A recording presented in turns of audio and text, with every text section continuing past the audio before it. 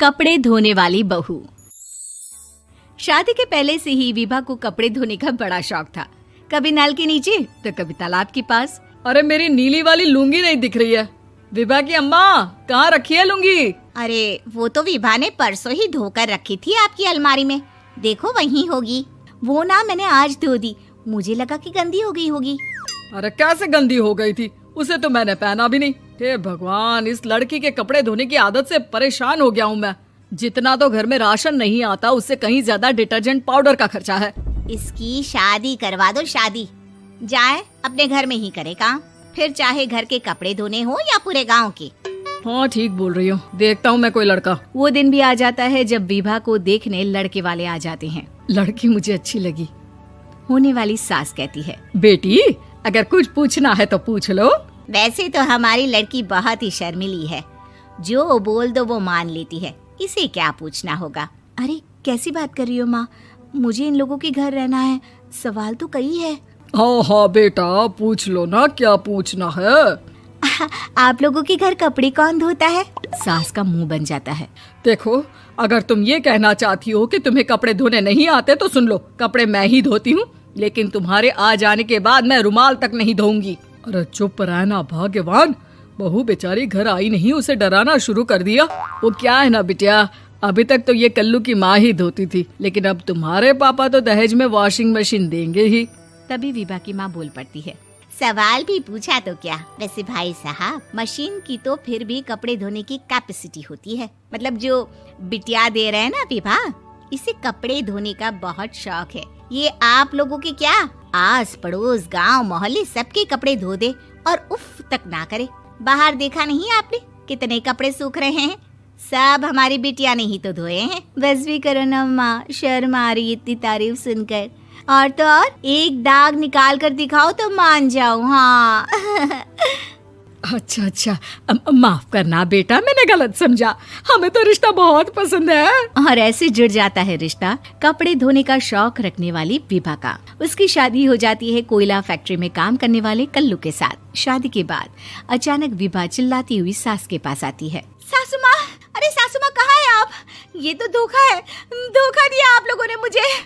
इसे ससुर के चक्कर के बारे में पता चल गया। अरे तो उसमें तुझे क्यों धोखा मिला है? अरे नल में पानी नहीं आता, कपड़े कैसे कब धुलेंगे?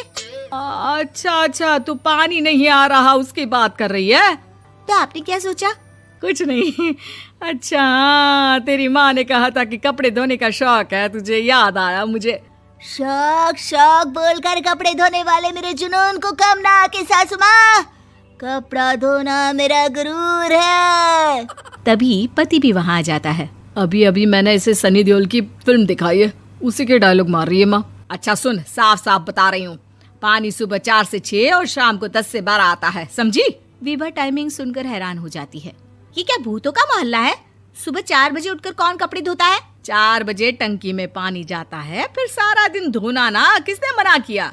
अरे कैसी बात कर रही हैं? 200 लीटर की टंकी में कितने कपड़े धो लूंगी मैं? सुबह ही उठ जाऊंगी मैं। अब क्या था, विभा सुबह 4 से लेकर रात के 12 बजे तक कपड़े ही धोती रहती। एक रोज सास पड़ोस से निकलकर कहीं जा रही होती है कि साथ वाली कहती है, हाँ कल्लू की माँ, जरा ये बताओ कि 2 साड़ी है, 2 ब्लाउज और एक पेटीकोट और एक नाड़े वाला लंबा कच्छा।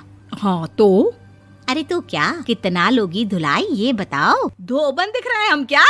हमारे पति सरकारी नौकरी से अभी रिटायर हुए हैं और बेटा सुपरवाइजर है कोयला फैक्ट्री में। धोबन समझ रखा है हमें? हाय रे कल्लू की अम्मा, माफ कर दो, वो तो मोहल्ले में यही सब बता रहे थे कि तुमने बहू को कपड़ा धुलवाने के काम में लगा दिया है। सास को पड़ोसन की बात सुनकर गुस्सा आ जाता है। वो घर पहुंचती है जहां घर के बाहर ही इतने सारे कपड़े सूख रहे होते हैं जितने कि किसी धोबन के घर पर। अरे ओ कल्लू की दुल्हन, बाहर निकल। माँ जी यहीं आ जाओ, बाथरूम में चादर धो रहे हैं हम। अरे अभी हम धोते हैं, तुमको बाहर निकलो। ये आस पड़ोस वाले बोल रहे हैं कि हम बहू से कपड़े धुलवा कर उसे कपड़ा धोने वाली बना दिए हैं। अरे छोड़ो ना माँ जी, किन लोगों की बातों में आती हो? आस पास के लोगों का तो काम ही होता है कि वो किसी तरह सास बहू को लड़ा दे। बहू सारे घर के कपड़े धोती है, ये क्या कम है? बोलिए।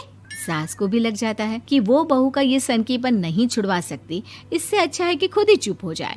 एक रोज सास और बहू मंदिर जाते हैं, जहाँ सास की साड़ी वहाँ खड़ी भीख मांगने वाली से मिलती है। माँ जी क्या बात है, आपकी साड़ी उस भिखारन से कितनी मिल रही है ना? हाँ हाँ देखो तो, दोनों की साड़ी मिल रही है। क्या बात है कल्लू की अम्मा, तुम खुद को तो अफसर की बीवी बताती हो और ऐसी सिंपल सी प्लेन साड़ी पहनकर घूमती हो। सिंपल और प्लेन नहीं है ये साड़ी। तो क्या सोने के धागे से फूल बने हैं? कुछ भी सासू माँ, कुछ भी। हाँ बने थे इस साड़ी में सोने के धागे से फूल। मेरे पति लेकर आए थे मद्रास से स्पेशली मेरे लिए 10,000 की।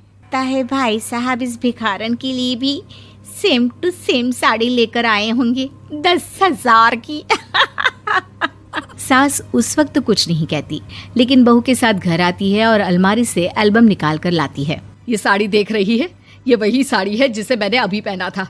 इस साड़ी में ये जो चमकदार फूल दिख रहे हैं ना, ये सोने के धागों से काढ़े गए हैं। लेकिन तू लोकल वॉशिंग मशीन ब्रश से घिस घिस कर सारे फूलों को निकाल कर साड़ी प्लेन कर दी। मुझे माफ कर दीजिए सासू माँ। और तो और, जब मैंने तुझे तेरी गलती के लिए कुछ नहीं कहा, लेकिन तूने तो सबके सामने मेरा मजाक ही बना दिया। क्यों? बहू को समझ में आ जाता है कि अब से उसका कपड़े धोना बंद।